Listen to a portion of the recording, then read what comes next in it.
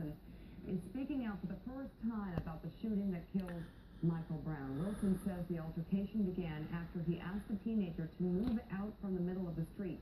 After a verbal exchange, Wilson says Brown reached into his police car and grabbed for the officer's gun. During the struggle, the officer says Brown punched him in the face. Is there anything you could have done differently that would have prevented that killing from taking place? No. Nothing? No.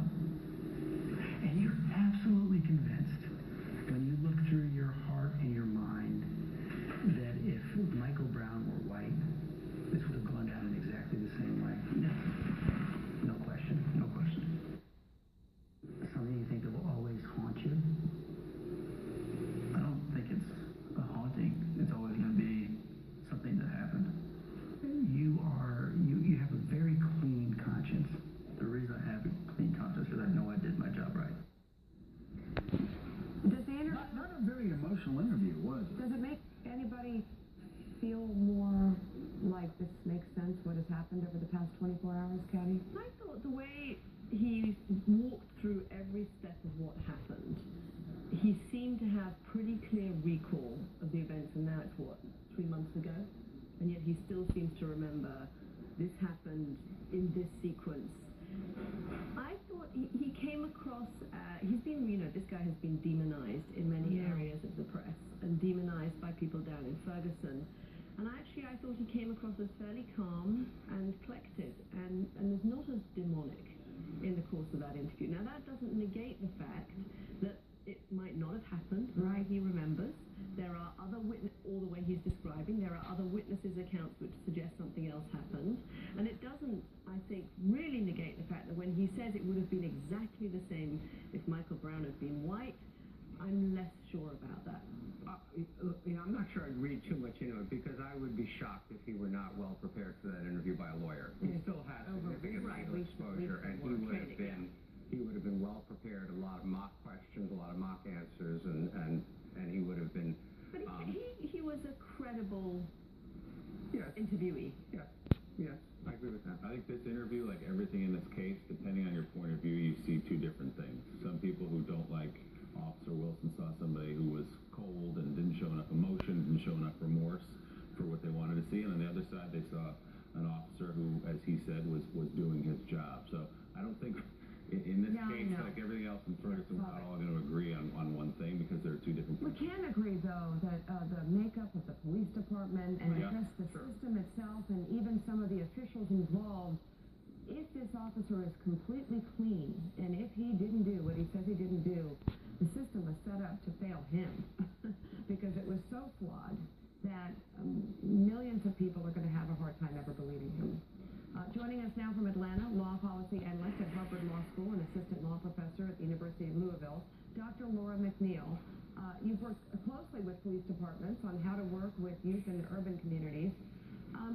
First of all, what do you make of the interview with Officer Wilson, and do you feel that he answered to some of the really screaming questions out there in terms of race and how he treated Michael Brown right before his death?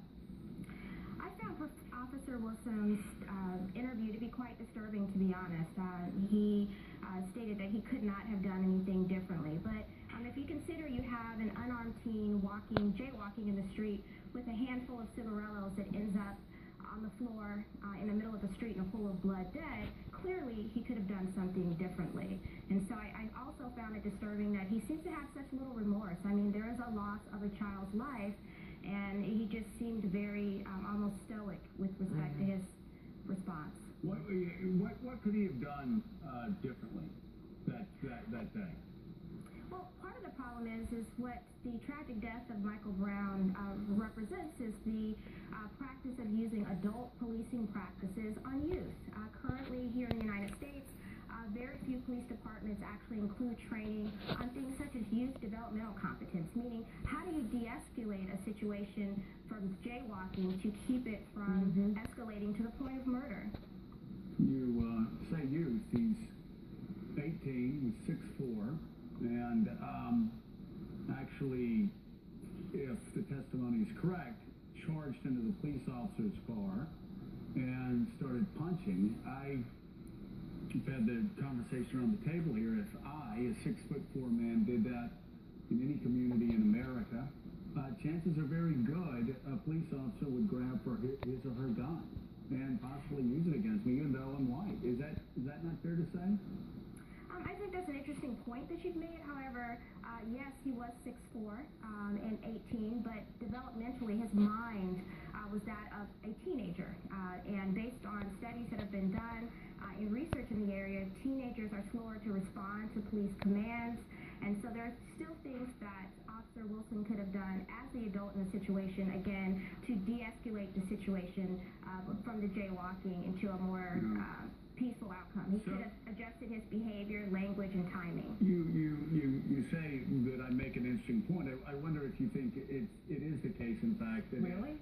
Let's say in a traffic stop, I got out of the car and charged at a cop. I think because, again, I'm 6'4", of course much older, but I just find it hard to believe that there's not a cop in America that wouldn't consider taking very aggressive actions against me to put me down.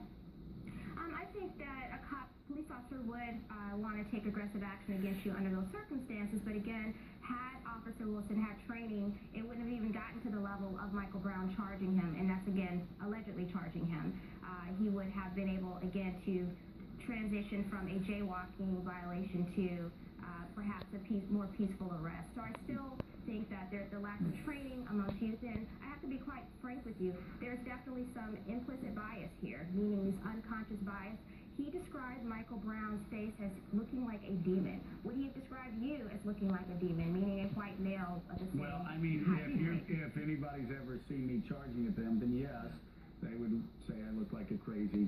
No, I think Dr. McNeil's point is absolutely right, that there are unconscious biases, and it's incredibly hard for us to get to the bottom of what Officer Wilson was really thinking and whether he would have treated I will say this, obviously, I'm suggesting, and I've said it all morning, that there's if you got a 6'4" white guy coming at a cop, you may have the same reaction. I will say the point that I really would focus on here is the training.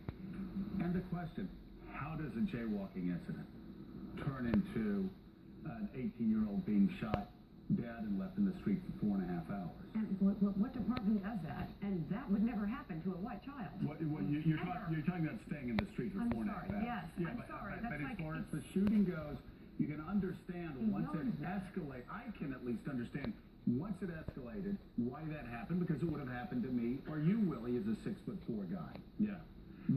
You can ask the question, though, what happened before then, and also to Michael Brown's state of mind, why he was so angry towards a police force that is 95% white and probably has not been seen as helpful through the years. And you're right, you can't look at this in a vacuum. There are these mitigating factors. Dr. McNeil, as someone who's studied these kind of incidents, if we game this out, let's try to be constructive about this for the next one. What should have happened? Officer Wilson pulls up, he sees two young men walking in the middle of the street, asks them to step aside. What would have been a more positive outcome in this situation? Yeah, so first what Officer Wilson should have done is Michael Brown was walking with his friend. He should have separated them, simply because teenagers tend to want to perform or behave differently when they're in front of their friends due to peer pressure. He should have pulled them to the side and had a conversation with him, as opposed to, again, I wasn't there, obviously, but that's one thing he should have done differently. And then he should have been careful of his language.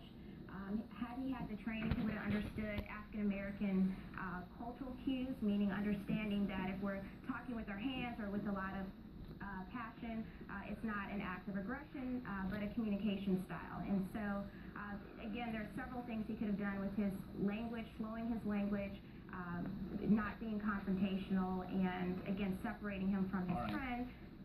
All right, Dr. Laura McNeil, thank you so much for being on the show this morning. Thank you. Thank you so much.